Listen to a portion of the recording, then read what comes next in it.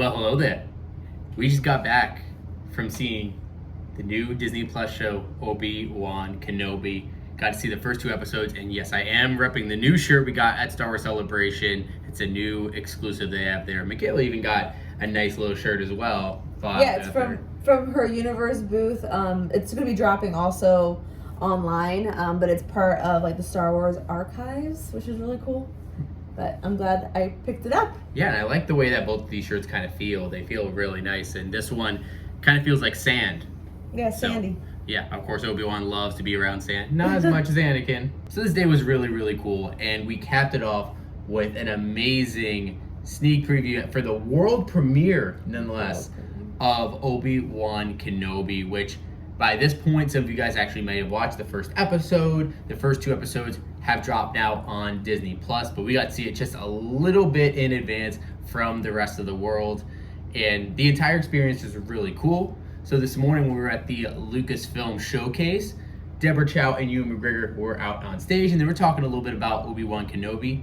And they had surprised us that they were going to invite us back to the celebration stage after the show floor closed, because they were going to show us not one, but the first 2 episodes of Obi-Wan Kenobi. And you kind of predicted that. Yes, I did say that weeks ago, that was my guess, that they were going to show us. I thought maybe at least 1, but yeah, they showed 2. And the world premiere nonetheless, which I didn't even know that they didn't show it anywhere else. Yeah, oh my. I thought they showed it in London, but I could be wrong. Could have been a press thing. Sometimes they don't consider press things to be premieres. So after the show floor closed, they had us queued up over by the celebration stage, and then we were able to walk in towards the celebration stage, and they had this kind of red carpet set up. They had all the different costumes from the different characters in Obi-Wan, which was really cool. We got to see Sung Kang's character, Moses Ingram's character, and of course Ewan McGregor's Obi-Wan, their costumes, which all looked fantastic out there. And then they even gave us free popcorn and free drinks to be able to take in to the screening, which was really cool. It's just funny because we had bought some soda right before going in, and they were like, oh, we got it for free. It was really nice of them. Yeah, so I wasted $5 before going in. That's all right. It's fine, it's fine. But yeah, once we got in, we sat down, and not too long after that, we got to have Deborah Chow and Ewan McGregor come out on stage, introduce the series, talk a little bit about it, what we can expect, and also thanking the fans, thanking the creators, giving everyone their props, which was really cool. Mm-hmm. And it's great to see the actual crew get honored, and a lot of them were actually there in the audience tonight as well. So it was cool being able to see the majority of them that we saw on the first 2 episodes were in the audience. But then, of course, they began episode 1 of the series. It was so surreal to see, all of this come to life after back in 2017? 2019, I think, is when they made the announcement. When Ewan came up with Kathleen Kennedy, and finally being able to see it. But I think we've had rumors for a very long time. But I want to say since like 2012, I was hearing rumors of Ewan McGregor could come back as Obi-Wan, but it was always going to be for a movie, and it just never went anywhere. Right. And now the fact that we actually got to see it on a screen is just insane. Just to let you guys know, this is going to be a spoiler review of Obi-Wan, so if you have not seen it yet, go watch it and come back and watch the rest of this video. So we'll start off and talk about the first episode, and I want to say that opening scene that you see really places you right into what's this world right now, where are we in the timeline as far as like what has the recent events and how's that impacted where we're going to see Obi-Wan now. We jumped right into where, the tragedy that had occurred. Order 66. Right. So we actually see one of the Jedi Masters training some younglings, and then the troopers come in, the clone troopers come in and start attacking. And we see this awesome lightsaber battle with that master taken out. I'm not sure which master it was. I couldn't really see it with the theater. Yeah, the lights were in a way that the screen you could barely see, but it was still an awesome experience. We saw a lot. But I feel like the fighting we saw in that scene alone was probably the best of all the 2 Star Wars series that we have on Disney Plus right now. It's other than Luke's entrance at, I think, other than Luke's entrance at season 2 of The Mandalorian, but it was fantastic. Yes. Absolutely. No, it was really The cool. The green choreography was lightsaber. wonderful. That green lightsaber was sick. That was sick. I would definitely love to know. I'm sure maybe one of you guys might know who that Jedi Master is. You can say in the comments if you recognized who that was. Just to make a small point, it was kind of very timely and very triggering of what's going on in the world right now, and then seeing the Jedi Masters protecting the kids as this is happening, it was chilling. And then from there, we get to see where Obi-Wan is at this point. He's on Tatooine. He's hiding, kind of the pretense to what we see in A New Hope, right? So now this kicks off his story. Where is he going to go from here? What is he doing, and what he's been doing for the past 10 years, as they showed? That's been 10 years since Order 66 happened. And so we just see his life. He's trying to kind of keep it on the down low. He's kind of put the Jedi behind him. But you actually do get to see some familiar characters come back. We saw in the trailer, he actually is looking after Luke from afar. We actually get to have multiple scenes of Obi-Wan seeing Owen Lars, who is looking after Luke, and Joel Edgerton is back. It was great to see him. Both of them together, that chemistry. Yeah, they definitely had great chemistry, but like that kind of animosity between each other, that little bit of tension, just worked so perfectly how they played off of each other. And Joel Edgerton's always great whenever he's in something. So the fact that he got to come back from the prequels, and we also have Obi-Wan back from the prequels, it was just so cool to see that. It felt like no time has lapsed, except for the fact that 10 years have passed from the timeline in Star Wars. But we also do see the Inquisitor. The Grand Inquisitor. Wow. Hunting after those Jedi, and you could feel the tension in the audience. And that's another thing about seeing it in front of an audience I forgot about, is that you see this at home on Disney Plus, streaming now, but you never get the chance to see something like this with an audience. Yeah, and everybody was just clapping, going crazy, especially in the beginning, because the tension was there. Everyone was super pumped. But back to the Grand Inquisitor, they give you kind of a brief understanding of what his mission is to hunt Jedi, because they're led to believe that they are the cause for the world of how it is. So we have 3 different Inquisitors. We have the Grand Inquisitor, played by Rupert Friend. We have the 5th brother, played by Sung Kang, and then we also have Rev, I believe her name is, played by Moses Ingram. And it's the 3rd sister. Moses Ingram is just flat out an amazing performance. She has some intensity to her that she brings to this role that I was not expecting, and she is ruthless. You see her in one of the earliest scenes just straight up cut someone's hand off. A woman. Just cut someone's hand off. And I think, what was it? She said the line before she cut their hand off of, oh, so when you look down, you always have a reminder. Right. Whenever you try to reach for something. Like, that sends you chills. And then the fact she cut their hand off and actually went through with it. She was absolutely ruthless, and it set the tone for the type of story that we were going to have and the stakes that Obi-Wan had in his story. But you know what's interesting? When we see the Grand Inquisitor, they are trying to get a local. They stop into a cantina. A cantina, right? And they're asking, the person who owns the cantina, who's in charge of it, where this Jedi is hiding. And they're in that room. They're not referring to Obi-Wan. They're referring to another Jedi, and they are trying to create a scare tactic that's not physical. At that point, they're just trying to be threatening. But with the 3rd sister, she is, like Dominic said, ruthless, and it's interesting how she might have shaped what the Empire becomes. And I think that might be something that this season ends with. And we also see a tension being built in between the Inquisitors themselves. There's a little bit of fighting because we actually see that the 3rd sister's motivation, she doesn't want to just go after any Jedi. She wants to go after the Jedi, Obi-Wan Kenobi, who she believes is still out there. No one else believes is actually out there. And so she's making her life's mission to find him. So we don't know 100% what her motivations are. If it was that she wants to get, the power or attention, she wants to get the credit for bringing Obi-Wan in. That's something that we still have to learn about.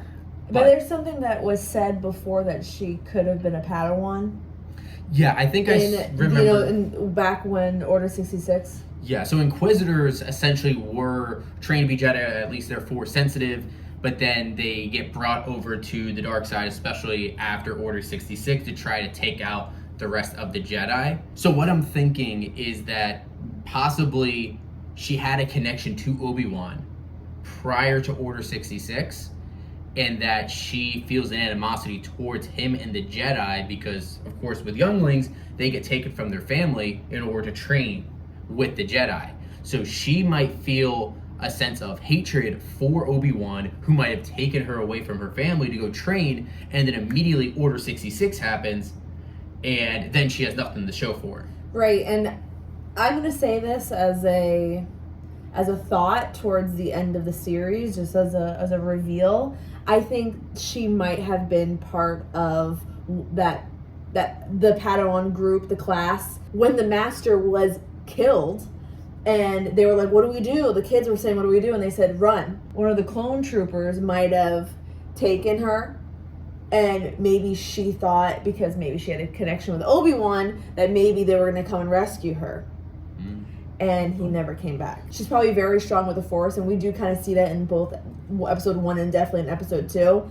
And she could probably Force sense that he is alive. And then episode 1 had an awesome little surprise for us, and something that Michaela actually predicted. Oh, I wanted this to happen. And I didn't think it was going to happen, and I actually didn't picture it like this, the story going like this, but I mean, it actually ends up making total sense. It was like the Grogu, like of the Mandalorian, like this is what happens. So in the trailer, we get to see Luke Skywalker, of course, being looked over by Owen, and there is that scene where he's trying to act like he's flying, right? So we all think, oh, we're going to go into the series and we're going to see Obi-Wan maybe interact with or be around Luke. But that doesn't make sense because, you know, when we see him in A New Hope, he considers Ben to be like some old crazy guy from Tatooine that he knew. Kind of. Not really. So we don't see Luke, but we see another Skywalker. We see Leia. We're gonna young Leia. And they bring us to Alderaan, and we get to see young Leia and the Organas together. It was really cool. Actress that played young Leia was so charming. Yeah, she stole the show, both episode 1 and episode 2. It's phenomenal. She was funny. She was quick-witted. She could go toe-to-toe with like any of the actors that were in there. She was going back and forth with Jimmy Smits, too. It was really cool. And Jimmy Smits is back as Bail Organa, and that was so great. Yeah, and I even was talking to you about that, I think, yesterday. And I'm like, I guarantee he's coming back. Yeah. And episode 1, of all things. And why would you not want Jimmy Smits back? He's a legend. Of course. He's a legend. Not only a Star Wars legend, an acting legend. Right. It's nice to see also, not only, you know, Jimmy coming back, but also this side of Leia. We haven't seen Leia as a child. And a lot of people had been wanting fan casting, like, Millie Bobby Brown as, like, a teenage, young adult version of Leia. But no one's really talked about child Leia. And you definitely see Padme in her and Anakin in her, and it's just like, I don't know, it just warmed my heart to see this little girl play Leia so well and it be written really well. She was adventurous, she was silly, she was a prankster, she was tough. It was a lot. It was just I'm just, like I said, it warmed my heart just to see her in action. And there was a hilarious scene where her cousin comes in and they're having this big get together with the family, and her cousin is a little bit of a jerk and knows that she's not an Organa. He's being a jerk to her, and she, as 10 years old, just starts ripping into him, making him feel bad, and just cutting him at the knees, and it's absolutely hilarious how she's able to come back. And that's not easy as an actor, especially a child actor, to make it believable. And I think she did a wonderful job, and I'm sure Deborah Chow, as the director, really knows how to direct children. Although she is really adventurous, she ends up becoming a problem because there are some bounty hunters who are going after her, and she ends up going into the woods thinking that she's going to go have some fun. Because we saw her go in the woods earlier that episode. And some bounty hunters catch her and take her away, and that leads us back to Obi-Wan, where the Organas ask Obi-Wan for help to try to go find Leia. Because, Jedi are in hiding, because, the Inquisitors are coming after Jedi, Obi-Wan doesn't want to take it. What I think is interesting, what they put in here, which I'm glad they did, was he considers Luke to be more important because, 1, a guy, and 2, he believes he's going to be Force sensitive because of his father, Anakin. The Organas, tell him that, she is just as important as Luke, and they couldn't be more on point with that because obviously we see the Skywalker saga. So pretty much the rest of episode 1 is Obi-Wan trying to push back at the notion of going back into his Jedi ways to try to save Leia, and then the Organas trying to convince him to go. And you really get to see a little bit more of his day-to-day life there. Just keep repeating of him going to work, him coming back, and seeing people struggling. And that starts to eat up on him as well. And that really does lead him to the point where he agrees to go out and help the Organas and go find Leia. And so the end of the first episode finishes with him about to go out to try to go find Leia. So they do a lot of foreshadowing in both episode 1 and episode 2. Episode 1, which I like how it ended, because in the beginning of it, he tells the Jedi that they were searching for in the cantina who was seeking help from him during the episode and then ends up dying because he gets murdered. Tells him, live a normal life, bury the lightsaber. Well, at the end of the episode, he digs up his lightsaber and Anakin's, which gives you chills. First of all, Disney parks, please make that box with the both sides lightsabers because I'll buy it. It's just an incredible way to, start the story. The episode 1 is just to start the story, and they kicked it off really, really well. And he's leaving Tatooine, and what do we see? Him flashing his lightsaber, and that is how episode 1 ends. The first episode felt really, really well paced. It felt tight. Everything you want to see from the first episode of a series like this. Especially if it's only 6 episodes, you want the first one to be tight. Something that we didn't necessarily see from the Book of Boba Fett. Like I said, foreshadowing is very important in this. Pay attention to everything they're saying because it might lead to something later in the series, later in another episode. And everything felt important. So at the beginning of episode 2, we see Obi-Wan start to go out to try to find Leia, and they go visit another planet to try to find her. And we actually see right in the beginning of the episode, not too far into it, we get to see Kumail Nanjiani. He was fantastic in this. He's always fantastic, right? But his character in this was very interesting because he played a Jedi, but he was also a con man at the same time. And he was very quick-witted, that hilarity that he always brings to any role that he's in. So Kumail Nanjiani was actually conning people who were trying to get help. And so he wanted to help people, but he was doing it for the credits. He ended up helping one family, and then immediately after that, Obi-Wan came in, and he kind of intimidated him a little bit. He ends up helping him to find out where Leia is, and Obi-Wan's able to sneak into whatever holding facility that Leia is in, and then he's able to go off with Leia, and they're trying to escape, but the Inquisitors are onto them. Inquisitors know that Obi-Wan is somewhere on that planet, so they're trying to figure a way how to get off planet while also trying to be on the down low. And then the tension comes back in between the Grand Inquisitor and the third sister. That continues to escalate. Feels like a triangle of just mess. The third sister ends up putting out a bounty on Obi-Wan Kenobi. So now all of the bounty hunters on that planet are after Obi-Wan. So you see the stakes just continuing to rise and rise and rise throughout the episode. But within that, we also get to see this relationship between Leia and Obi-Wan, where she doesn't trust him at all, but she doesn't have any other choice. She's wondering why her family didn't send a whole army to get her. She's catching on to it. And she doesn't believe him to be a Jedi. Right. She thinks that... Because he's not proven anything. Because he hasn't been using the Force the entire time. Or a lightsaber. So the Grand Inquisitor ends up cutting off all ports on the entire planet, so they don't know how to get off. And at the same time, one of the bounty hunters come up and it's about to take out Obi-Wan, but Obi-Wan's able to knock him out. But Leia ends up seeing the bounty, so she doesn't trust him anymore, and she ends up running away. And so Obi-Wan has to chase after her to try to find her while trying to evade the Inquisitors at the same time. And the third sister is coming after him with this amazing like parkour. So as Leia's running away and she's jumping over buildings as well, she ends up trying to make a jump. She doesn't make that jump. She's starting to fall. Obi-Wan there trying to reach out. He has to make a choice he should have made earlier by helping the other Jedi, but now he makes it with Leia. And so he uses the Force for the first time in 10 years, and he is able to have her float and stop from hitting the ground. But the way Deborah Chow, they shot this scene was kind of, you got to pick this scene apart because you have to see one, Leia falling from such a far height. She is holding on to a cable and she slips with her little finger. She's tiny. She's super tiny. Obi-Wan might be killed or captured by the third sister. He reaches over of the building and uses the Force, but you can see he's struggling to use it. He doesn't even have the Force strong enough to lift her up to him.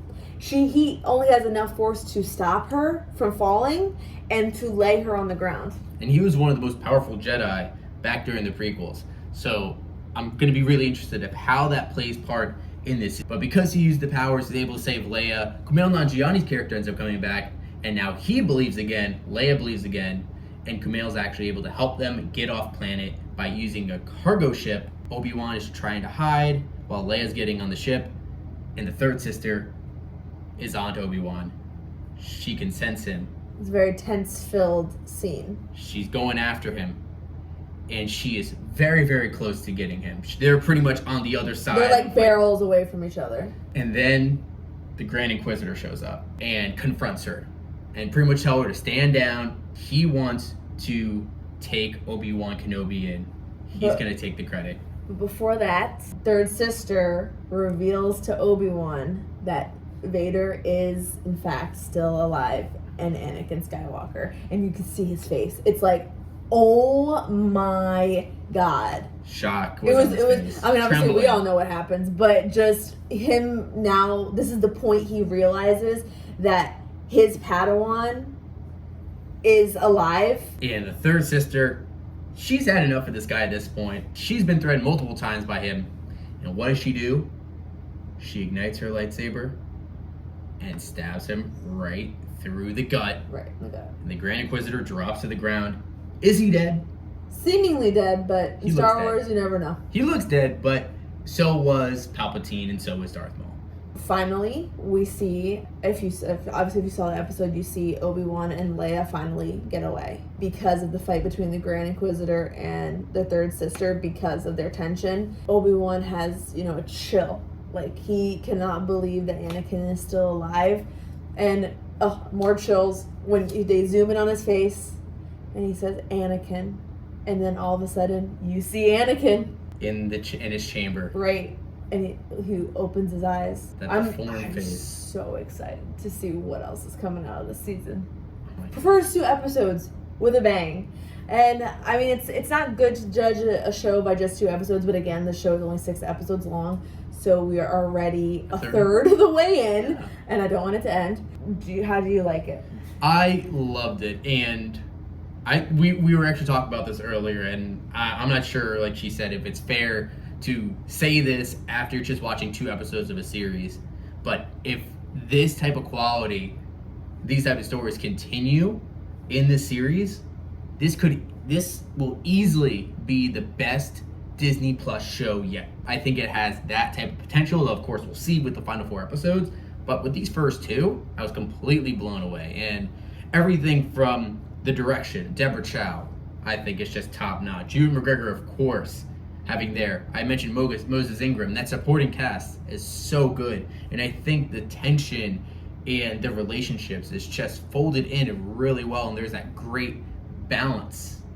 In the Force. Just like in The Force, right? There's that great balance in this storytelling, and I can't wait to see where they're going to bring it with these final 4 episodes. Do you believe that you like this show because based on the writing or because you're familiar with the characters?